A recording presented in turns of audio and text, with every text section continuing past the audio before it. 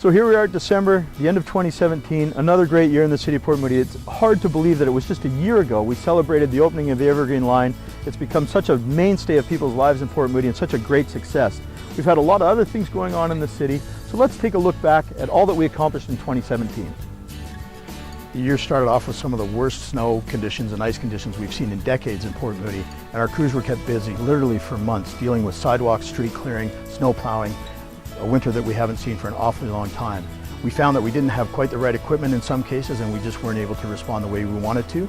So our staff have spent time over the summer. We've got new equipment here. We're ready to go should we see this unusual weather pattern repeat itself. We know that we're going to be ready to take care of it. Once the snow melted, we were left with lots of potholes around the city and lots of other street work that had to be done. And our city crews were kept busy through the spring and summer, maintaining the roads, filling those potholes, and making sure that the streets were kept up and maintained properly. Most notable was the utility project on Clark Hill that also included some re-engineering and repaving of the roadway, making it significantly safer and easier for drivers. St. John Street had some major repaving, as did areas of Ioko Road and Heritage Mountain. In fact, there were dozens of paving projects around the community that have significantly improved our local streets, including an often requested new crosswalk at Unglis and Newport Drive. So of course, in 2017, everyone's noticed the extensive renovation on our facilities around the city that's underway. The Rec Center, the Arts Center, the Kyle Center, and right here behind me at City Hall, protecting the city's assets and the investment of the taxpayers to make sure that the buildings are kept in good order, and we found a lot of things that needed to be upgraded and taken care of. Also, you've seen the major project going on at the Barnett overpass of the CP Rail just on Ioko and St. John Street. That's a big project, seismic project, and also bringing that bridge up to a new standard and making sure that it has at least 20, 30, 40 years more life in it.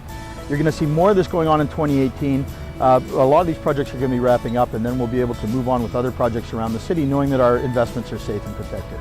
We also completed in 2017 a major renovation of the Old Orchard Caretaker's House and updates to Rocky Point and West Hill pools. Council also approved the Library Board's request for some renovations at the library to serve our ever-growing customer base and respond to the changing nature of libraries. We anticipate these to be interim improvements while we continue to develop plans for a major expansion of the library. Unfortunately, we continue to have incidents of interaction between wildlife and the public, mostly around the handling of and storage of our garbage and food waste bins. Our bylaw and operations staff have had a busy time responding to complaints and concerns, and we hope that people will pay attention to the bylaws and the Bear Secure program and avoid tickets that many had the misfortune of receiving this year.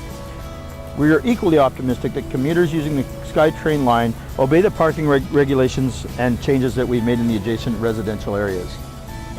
At the direction of Council, a new position of Manager of Environment and Parks was created and filled as we recognize the importance of our natural environment to our residents. We also completed our first year under the Designated Anchorage Area Pilot Program with the Port, which seems to be a resounding success. Staff recommended some changes to make the program more accessible to local and transient voters, and we look forward to the coming season in 2018. Of course, people come and go from the city, and this year we had two really high-profile retirements, our Police Chief Chris Rattenbury and our Fire Chief Remo Fado. Both longtime employees of the city, really great people, and we're really sad to see them go. But we welcomed in our new police chief, Dave Flugel, who came to us from Maple Ridge, and our fire chief, Ron Colson, who came from Vancouver. Again, both people committed to the community and committed to serving the residents and doing a great job in their respective departments.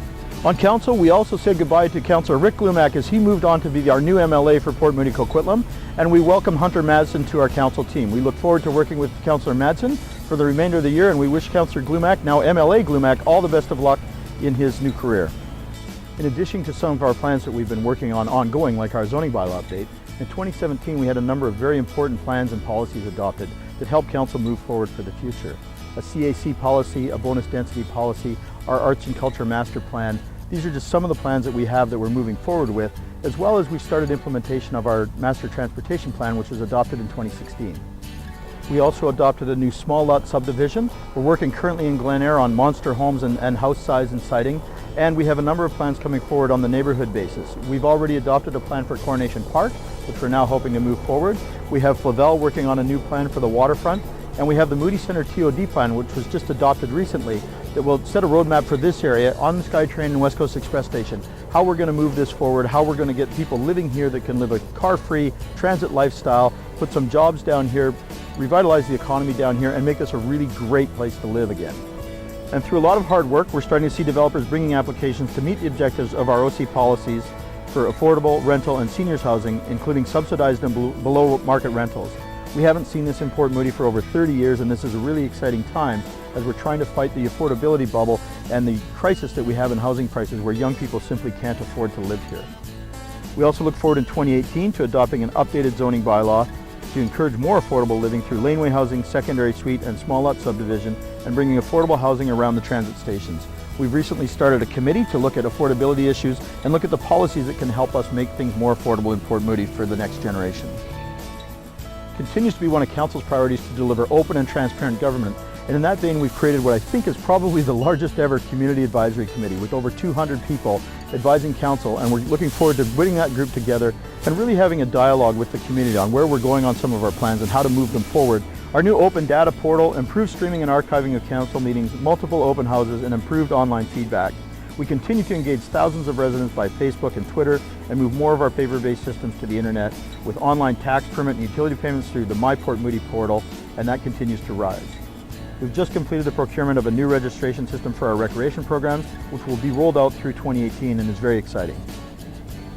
We hosted 9 open houses in 2017, and our communications department issued over 80 news releases, posted over 800 Facebook updates, sent out over 800 tweets, and received over 750 pieces of customer feedback.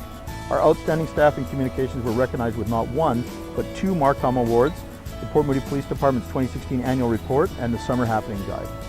Also to date, we have had 1,663,000 page views for our website with 308,000 unique visitors. We've had 6,820 followers on Twitter and 5,905 Facebook followers. We're communicating with the public, and we're meeting Council's objective of making sure that the residents know what's going on at City Hall and know what's going on in their city, and we value that input and will continue doing that. One of the goals in the Council strategic plan was to activate more public events and festivals, to enjoy residents and our young families to get out and enjoy these things affordably or for free, and really just get out and celebrate in our community. We've got so much natural beauty around us, and these events taking place in our parks and around the city are just a great chance for people to get out and really enjoy. And if bigger means better, I think we knocked it out of the park in 2017. We had record attendance at Ribfest, record attendance at a new event, Car Free Day, the Trooper Canada Day fireworks night, amazing night down here at Rocky Point Park, and the Firefighters Pancake Breakfast, always a hit, doubled their previous record. Just an amazing event with the community coming out to support the firefighters and the charities in our community. We've done a great job in 2017, and this is what people are expecting when they're in Port Moody. And these aren't the only events in the city. There's lots of amazing things going on. The city's putting on or helping other people put on, or just events that take place in our city. Ioko Ghost Town Days, a staple event for the city. The Fingerling Festival, of course, Golden Spike Days. So many events going on that people can get out and enjoy. Smaller events like the Summer Sunday Concert Series that are drawing people into Port Moody. The night market, the new night market at Brewers Row, great little Friday night activities down on Brewers Row this year that we're drawing people in. We've got lots of little events going on as well around the city, and really just opportunities for people to get out, walk around town, and have a really great time, enjoy themselves, bring their friends out, stroll around Port Moody, and really get to know our area. The community continues to show tremendous support for many charity events such as the Terry Fox Run, MS Walk, the IF Adventure Challenge, the Ugly Sweater Run, the Daffodil Dash, Walk for Alzheimer's, Shred-a-thon put on by Rotary, the Vancouver Motorcycle Toy Run, Treasures of Christmas, Hike for Hospice, Evening of Caring Gala for the Eagle Ridge Hospital. Lots of events going on in our city, and a chance for people to really bond with their community and get out and experience what we've got going on locally. Not only were we honored to host the first stop of the CP Canada 150 train, our Recreation Department also organized a series of Canada 150 events such as the Outdoor Boot Camp, Outdoor Circuit Training, Zumba in the Park, Yoga in the Park, walking and wheelchair sports to encourage people to be physically active. We also have the Canada 150 mosaic that was being handled by the Port Moody Heritage Society, and we look forward to that gracing some location in the city. It's a wonderful piece of art, collaborative of people coming together in the community and celebrating. We also celebrated the opening of The Club, a gathering place for seniors or adults over at Inlet Centre, a collaboration with Metro Vancouver, addressing the call that we've had in our community for people saying we need a spot, a seniors gathering place, not a rec center, not a place that's high activity, but somewhere we can go meet our friends, do some activities, have a coffee, just share some friendship. We think this is a really great step forward. It's being run by the Nonprofit Society that also hosted their first golf tournament fundraiser this year, which is another excellent event that brought everybody out in the community to celebrate The Club, a seniors gathering place. So we're closing out 2017. We're down here at Rocky Point Park for our first ever Light Up the Pier event. Great event, thousands of people out here tonight, lots of kids playing with Santa, having a good time. We had the Santa ships, the Carol ships come down.